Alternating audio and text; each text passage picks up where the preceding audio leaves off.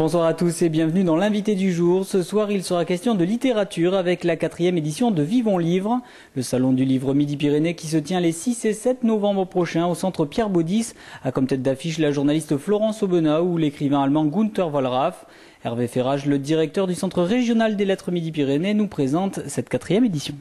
C'est un salon qui a pour mission de mettre en valeur les éditeurs de Midi-Pyrénées, de mettre en valeur également notre partenariat avec l'ensemble des libraires indépendants de Midi-Pyrénées à travers leur association, l'association des libraires indépendants Midi-Pyrénées, et enfin de proposer une programmation avec des rencontres, des débats, des lectures, des spectacles qui intéressent tout lecteur, petit ou grand. Pour ce qui est des maisons d'édition, évidemment la conjoncture économique n'est pas spécialement favorable, pas plus pour l'édition que pour les autres secteurs, mais on note malgré tout que les grosses maisons d'édition de Midi-Pyrénées se maintiennent, voire se développent pour certaines d'entre elles, et que du côté des petits éditeurs, c'est-à-dire ceux qui peuvent souvent se lancer avec une ou deux personnes et un statut associatif, il y a quelques maisons qui ont du mal, certaines qui disparaissent, mais il y en a d'autres, comme dans tout processus vivant, qui se créent et donc proposent de nouveaux catalogues d'édition. Donc, a priori, on a plutôt le sentiment qu'il y a une vie riche et diversifiée dans ce domaine. Le but, comme je l'indiquais, c'est d'amener à la lecture ou de fortifier dans ses habitudes de lecteur le plus grand nombre de personnes possible, d'où une programmation qui se construit pour tous les âges et tous les publics. Ça, c'est vraiment le premier point.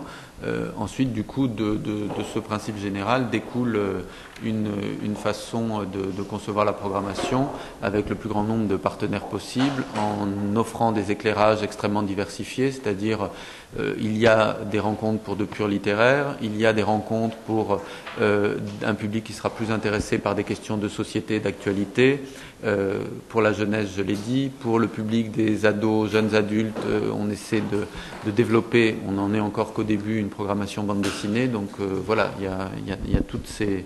On essaie de jouer sur l'ensemble du clavier, en quelque sorte.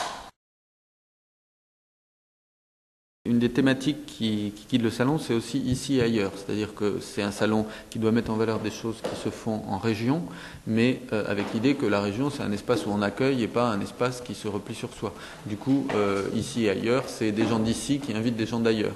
Et donc ça, c'était la première idée.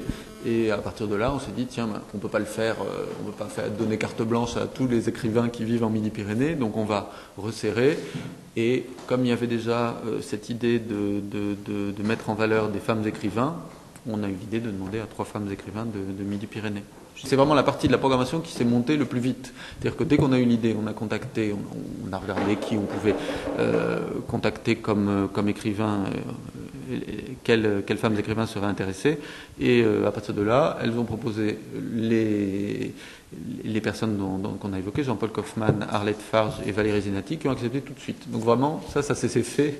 Autant il y a des rencontres pour lesquelles il faut, par exemple là, les écrivains de la rentrée autour des questions du travail, ça on a eu beaucoup de mal parce que beaucoup étaient déjà pris ailleurs. Mais là, pour cette partie-là, donc comme il y avait déjà des affinités entre donc celles qui invitaient et leurs invités, ça s'est fait tout seul.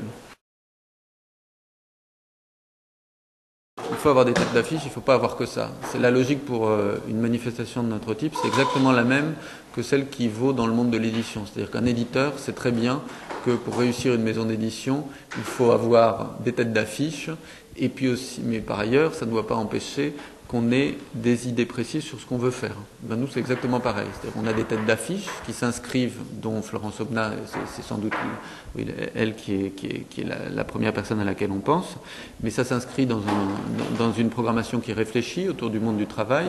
Et puis par ailleurs, ça nous permet de faire venir vers le salon des gens qui découvriront peut-être d'autres auteurs qui sont moins connus.